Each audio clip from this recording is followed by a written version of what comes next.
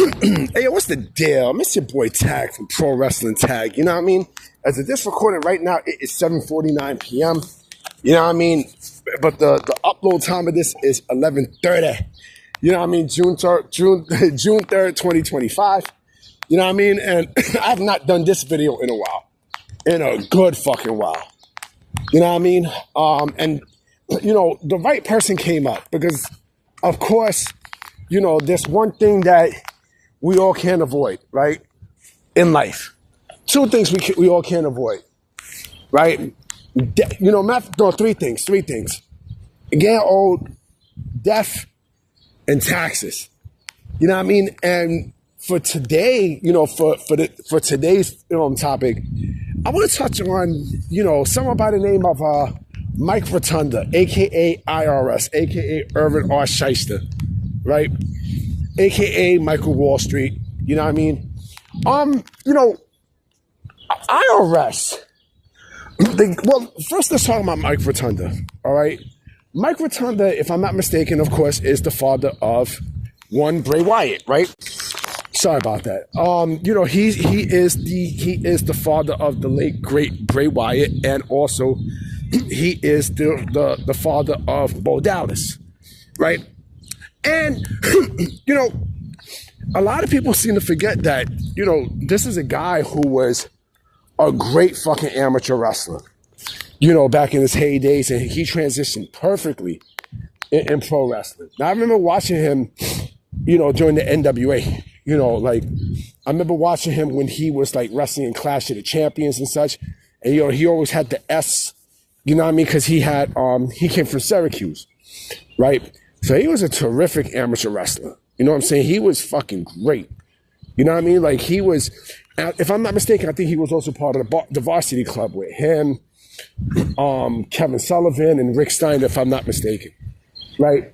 So he was, you know, with Mike Rotunda,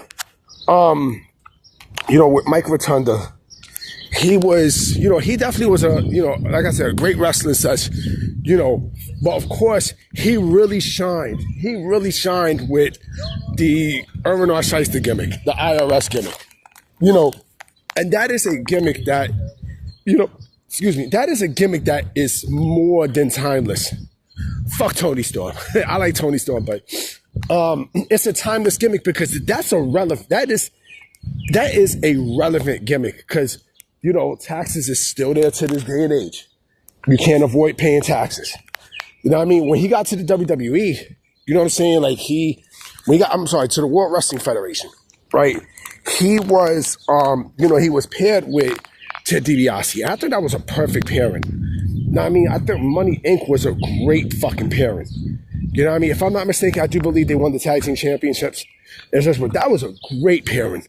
It made sense too. The $1 Million Man and then taxes. You know what I mean? Like my man wrestled in a fucking, you know, in a sleeveless casual shirt with a tie and suspenders. You know what I mean?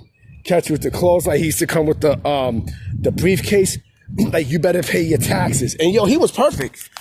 I mean, he was perfect. I thought that was a great fucking gimmick. And of course, you know, when he went back to WCW, you know, he couldn't take that gimmick with him.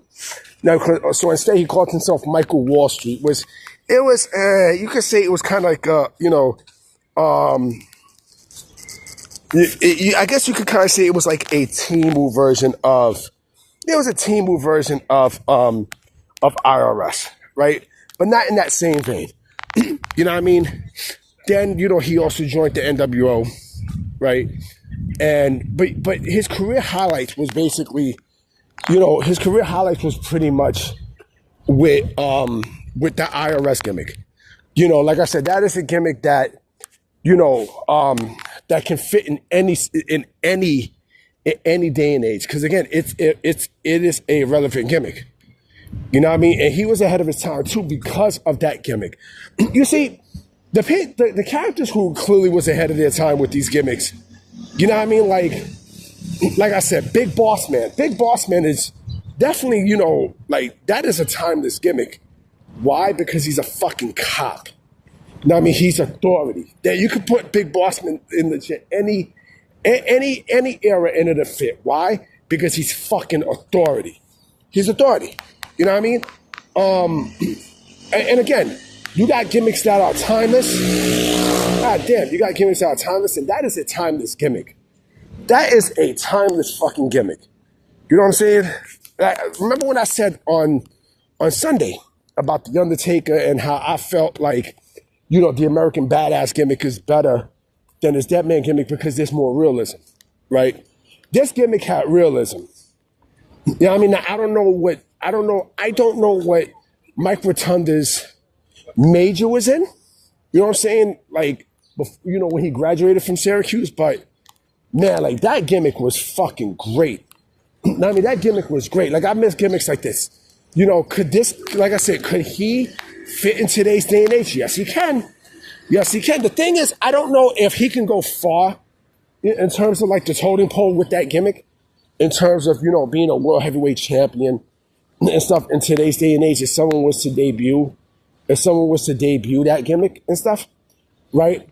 But still because, again, that is a gimmick that, fits. It fits for the masses.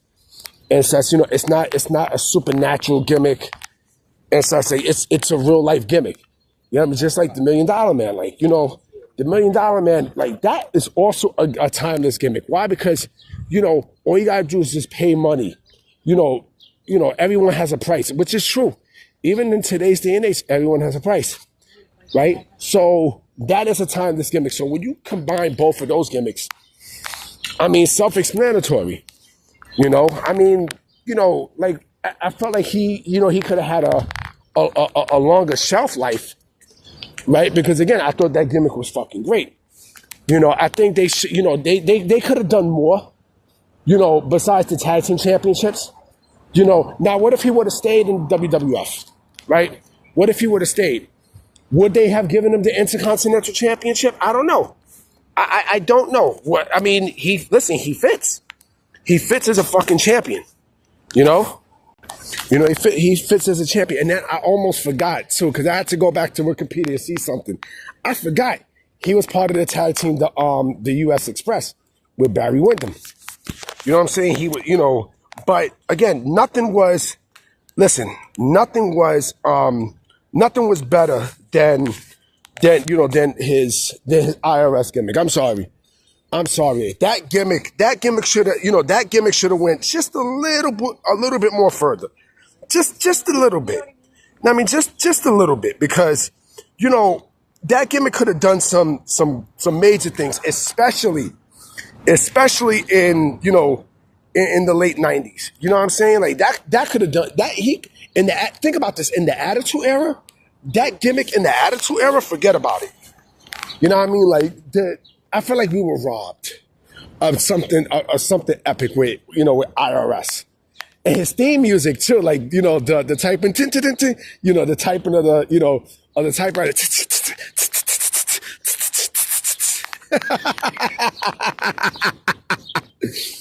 Oh man, I'm gonna put that shit in the description too. If I can find it, I'll put that shit in the description.